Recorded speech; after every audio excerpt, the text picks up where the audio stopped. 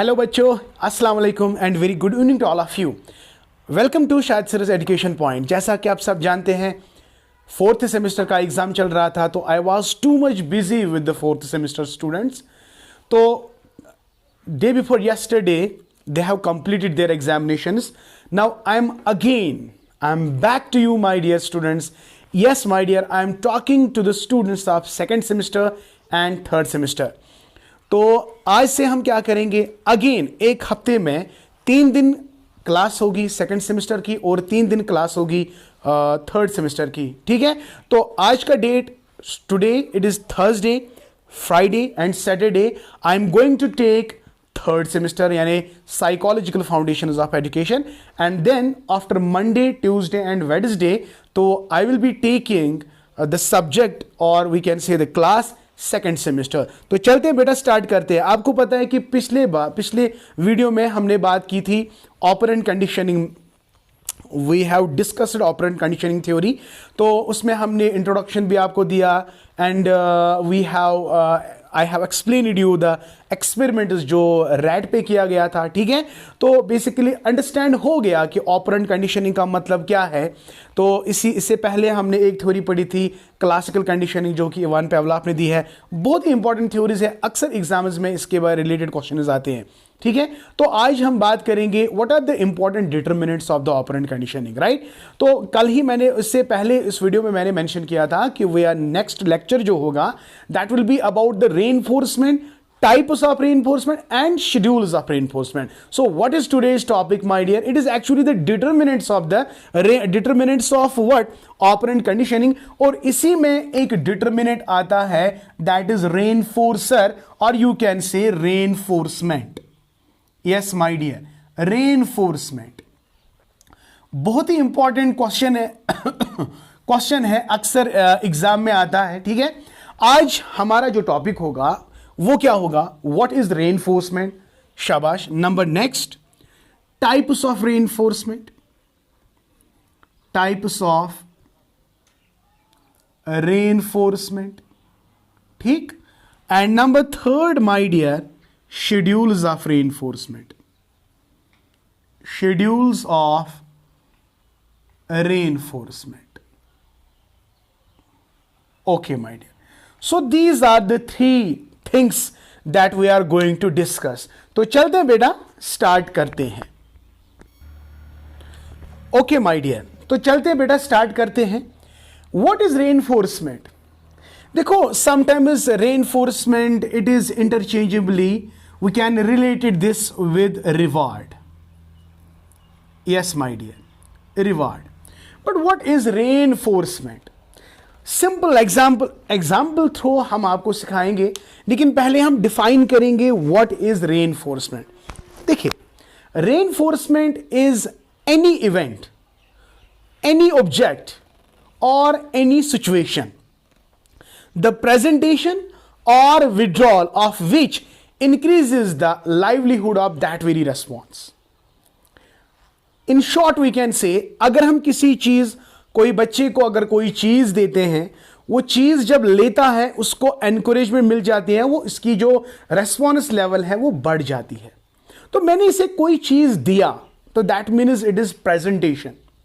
Number second, किसी चीज को छीनना, उससे भी livelihood of the response increase हो जाएगी। अब आप कहोगे सर ये वाला समझ नहीं आया। Let me tell you simple example.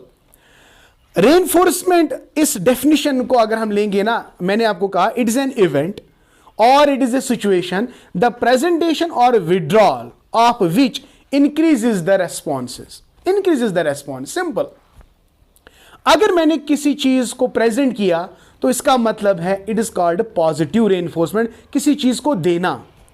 अगर मैंने बच्चे को अवॉइड किया या अगर बच्चे को मैंने अवॉइड किया, अवॉइड करने से भी बच्चे में जो रेस्पॉन्स लेवल है वो बढ़ जाएगी। तो when I say presentation it's called positive reinforcement and when I say withdrawal it's called negative reinforcement. तो सिंपल एग्जांपल से हम आपको समझाएंगे। Suppose I am a teacher and मेरे सामने बहुत सारे बच्चे बैठे हैं। मैंने किसी बच्चे को उठाया और क्वेश्चन पूछा। जब उसने मुझे क्वेश्चन का जवाब अच्छे से दिया तो मेरे पास चॉकलेट था तो मैंने इसको चॉकलेट दिया। तो मैंने चॉकलेट दिया। व्हाट इज चॉकलेट का काम क्या है? चॉकलेट मैंने प्रेजेंट किया और इसका बिहेवियर जब ये दोबारा आएगा ना, ये दोबारा और ज्यादा पढ़ के आएगा, उसकी जो रेस्पॉन्स की जो स्ट्रेंथ है ना वो आगे आगे बढ़ जाएगी, क्योंकि मैंने उसको रिवार्ड दिया और रिवार्ड से क्या हुआ, इसके अंदर ये रेस्पॉन्स लेवल अब बढ़ जाएगी। Okay, now coming to the next point. दूसरे बच्चे को मैंने जब सवाल किया तो उसने मुझे जवाब नहीं दिया, मैंने इसको अवॉइड किया, मैंने उसकी तरफ देखा ही नहीं, तवज्जो नहीं दी, तो उसको लगा कि सर ने मुझे अवॉइड किया। जब वो कल आएगा ना, कल वो पढ़ के आएगा। क्यों? क्योंकि सर ने मुझे अवॉइड किया, तो सर मुझे अवॉइड नहीं करना है, सर को मुझे अवॉइड नहीं करना था, इसलिए मैं पढ़ के आऊंगा। तो जब सर मुझे क्वेश्चन बोलेगा तो I will be ready to give the answer. तो एक बार एक सिचुएशन में मैंने किसी चीज को प्रेजेंट किया तो दैट इज पॉजिटिव रेनफोर्समेंट, वहां पे इंक्रीज रेस्पॉन्स हुआ, right, that is positive reinforcement. और यहां पे मैंने जो दूसरी बार बच्चे को मैंने थोड़ा बहुत अवॉइड किया, तो उसको लगा कि सर ने मुझे अवॉइड किया, तो दूसरी बार वो क्या करेगा, वो पढ़ के आएगा और मुझे जवाब देगा। तो दोनों सिचुएशंस में एक चीज तो कॉमन है ना भाई, यहां पे भी रेस्पॉन्स की लेवल इंक्रीज हुई और यहां पे भी रेस्पॉन्स इंक्रीज हुई, लेकिन यहां पे मैंने पॉजिटिव का अप्रोच किया, मैंने कोई प्रेजेंट किया और यहां पे मैंने विड्रॉ किया। तो कुल मिला के अगर हम डेफिनेशन की ओर जाएंगे, रेनफोर्समेंट का मतलब क्या है, तो I will write here my dear, it is an event, it is an event or situation, the presentation or withdrawal of which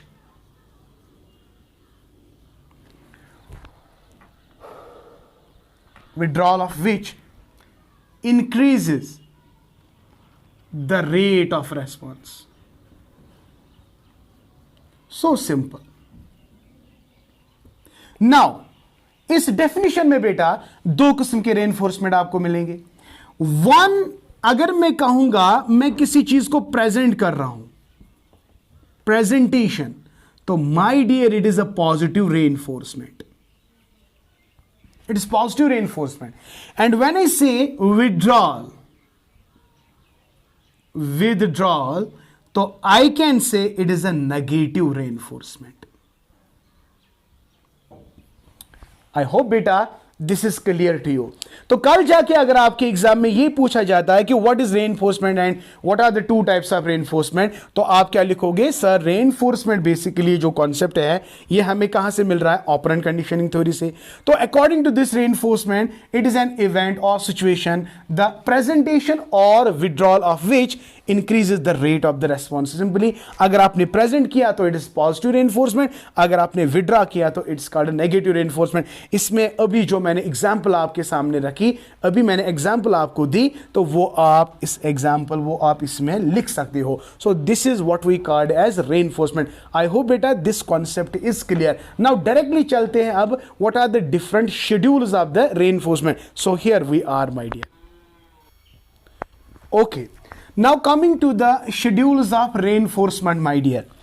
देखो लर्निंग में क्या होता है, जब आप किसी चीज को लर्न करते हो या किसी को लर्न करवाते हो तो आपके पास एक स्ट्रॉन्ग टूल है माय डियर. अगर मैं टीचर हूं तो टीचर के पास रेनफोर्समेंट बेसिकली एक हथियार होता है जिससे वो बच्चे को अच्छी तरह से मॉडिफाई कर सकता है.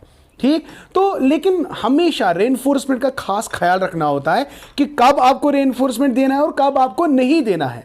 तो दो चीजें हैं बेटा, या तो आप कंटिन्यूअसली रेनफोर्समेंट दोगे तो इसका मतलब है इट इज कंटिन्यूअस रेनफोर्समेंट, या आप क्या करोगे, कभी आप रेनफोर्समेंट दोगे कभी आप रेनफोर्समेंट नहीं दोगे. तो इट डिपेंड्स अपॉन यू, आपको पता है कब देना है और कब नहीं देना है. तो basically you have to keep in mind that when to reinforcement and when not to reinforcement. तो अगर हम continuously reinforcement करेंगे तो as per the psychology it is not good to continuously आप हर बार इसको reinforcement देते जाओ. लेकिन बेटा कभी कभी reinforcement देना चाहिए, कभी कभी नहीं देना चाहिए, तो इसको हम कहेंगे partial reinforcement. तो शेड्यूल्स ऑफ रेनफोर्समेंट बेसिकली हम क्या करते हैं, या तो हम बार बार रेस्पॉन्स दिया, रेनफोर्समेंट दिया, रेस्पॉन्स रेनफोर्समेंट, रेस्पॉन्स रेनफोर्समेंट। लेकिन बेस्ट तरीका क्या है साइकोलॉजी में कि partial reinforcement must be there, यानी we must follow the pattern of what, partial reinforcement. तो अगर हम शेड्यूल्स की बात करेंगे ना, the way we are rewarding anybody, the way, किस तरह से हम रेनफोर्समेंट देंगे, या तो आप कंटिन्यूअसली दोगे या तो आप पार्शियल दोगे। लेकिन साइकोलॉजी के हिसाब से partial is better than continuous reinforcement. और ये जो पार्शियल रेनफोर्समेंट है ना बेटा, हमारे पास 4 तरीके हैं। हमारे पास क्या 4 तरीके हैं। देखो, जब हम रेशो की बात करेंगे तो वहां पे याद रखना है आपको, अगर रेस्पोंडेंट कितना अमाउंट ऑफ रेस्पॉन्स देता है तो अकॉर्डिंगली आपको रेनफोर्समेंट देना है। सपोज फर्ज करें, फॉर एग्जांपल आपने every nth time, nth occasion, for example बच्चे ने 10 रेस्पॉन्सेज दिए, फिर 20 रेस्पॉन्सेज दिए, फिर 30 रेस्पॉन्स दिए, आपने नंबर को फिक्स करके रखा है। तो whenever there is ratio, तो it depends how much response you are getting. लेकिन अगर इंटरवल होगा तो यहां पे आप टाइम फिक्स करते हो। यहां पे क्या फिक्स किया, रेस्पॉन्स फिक्स किया, कितने रेस्पॉन्सेस के बाद आप रेनफोर्समेंट देना चाहते हो। आपने फिक्स किया 10 रेस्पॉन्स जब देगा तब रेनफोर्समेंट देंगे, 20 रेस्पॉन्स देगा तब रेनफोर्समेंट देंगे। तो यानी आपने रेस्पॉन्स को ना फिक्स करके रखा है। तो उस शेड्यूल को माय डियर कहते हैं फिक्स्ड रेशो शेड्यूल। सिंपल है ना यार। फॉर एग्जांपल मैंने आपको क्वेश्चंस बोले तो मेरे माइंड में होगा, अगर आपने 2 रेस्पॉन्स दिए तो मैं आपको चॉकलेट दूंगा। एवरी 2 टाइम्स जब आप रेस्पॉन्स दोगे तो मैं आपको चॉकलेट देता हूं। तो मैंने क्या किया, मैंने रेस्पॉन्सेस को मैंने काउंट किया। तो अगर 2 बार आपने किया तो मैंने फिक्स करके रखा है, every 2th responses I am going to give you a response, reinforcement. तो दिस इज फिक्स्ड। अब ये आपकी मर्जी है कब रेस्पॉन्स देगा कब नहीं देगा, तो आप इसको वैरी कर सकते हो। यानी आपने रेट ऑफ रेस्पॉन्स को क्या नहीं किया, फिक्स नहीं किया। तो when the rate of response is not fixed, आप एनी टाइम यहां वेरिएबल आप इसको चेंज कर सकते हो। अगर आपने पहली बार 10, 20, 30, आप कुछ चेंज कर सकते हो every second time, every third time, तो आप इसको वेरी कर सकते हो। तो ये बिल्कुल अच्छा है, क्योंकि बच्चे को अब ये क्यूरियोसिटी रहेगी कि भाई मेरा 10वां रेस्पॉन्स है, मुझे रेनफोर्समेंट मिलने वाला है। अगर आप इसको चेंज करोगे तो उसको पता नहीं चलेगा कि कब मेरी रेनफोर्समेंट की टर्न आएगी। तो इन 2 में से variable ratio is good type. इसी तरह अगर आप बोलोगे इंटरवल में बेटा आपको टाइम सेट रखना है, तो एवरी 10th सेकेंड है, यानी यहां पे आपको अमाउंट ऑफ रेस्पॉन्स ध्यान रखना है, यहां पे अमाउंट ऑफ टाइम, यानी यहां पे टाइम इंटरवल। अगर आपने हर 5 मिनट में रेनफोर्समेंट दिया, हर 5 मिनट में आपने 5 मिनट को फिक्स करके रखा है, आपने टाइम को फिक्स करके रखा है कि भाई every 10th second I am going to give you the response, I am going to give you the reinforcement. लेकिन माय डियर, अगर आप टाइम नहीं रखोगे, आपकी मर्जी है, कब जाके आपके माइंड में क्लिक होगा तब जाके आप रेनफोर्समेंट दे सकते हो। तो यहां पे आपका इंटरवल जो है ना, ये इंटरवल हियर मीन्स टाइम। तो आप टाइम सेट रखते हो। तो आई होप बेटा it is clear to you. तो अगर हम इनको फॉलो करते हैं ना बेटा, तो हमारी जो लर्निंग के अंदर मॉडिफिकेशन आएगी ना बच्चे में, वो बिल्कुल अच्छी होगी। तो मॉडरेट एंड इंक्रीज अगर हम बात करेंगे, there will be high rate of responses अगर हम शेड्यूल्स ऑफ रेनफोर्समेंट को इंप्लीमेंट करेंगे। तो this was all about my dear reinforcement, types of reinforcement and schedules of reinforcement. So these are some important determinants that you have to study in what operant conditioning. कल भी और points लेकर हम आएंगे operant conditioning के ऊपर ही। For example educational implications, किस तरह से हम ऑपरेंट कंडीशनिंग को या क्लासिकल कंडीशनिंग को अप्लाई करेंगे अपने क्लासरूम्स में। तो जुड़े रहे अपने शाहिद सर के साथ। अगर आप इस चैनल पे नए हो तो kindly do subscribe to my channel और ज़्यादा से ज़्यादा मेरी चैनल को शेयर करो। Only one thing that you can do for your Shahid sir, you can share my channel as much as possible. और अगर ये लेक्चर बहुत अच्छा लगा ना तो लाइक ज़रूर कर लेना, ठीक है। और साथ ही में press the bell icon so that you can get my latest lectures. Okay, thank you, may Allah bless you and keep always learning.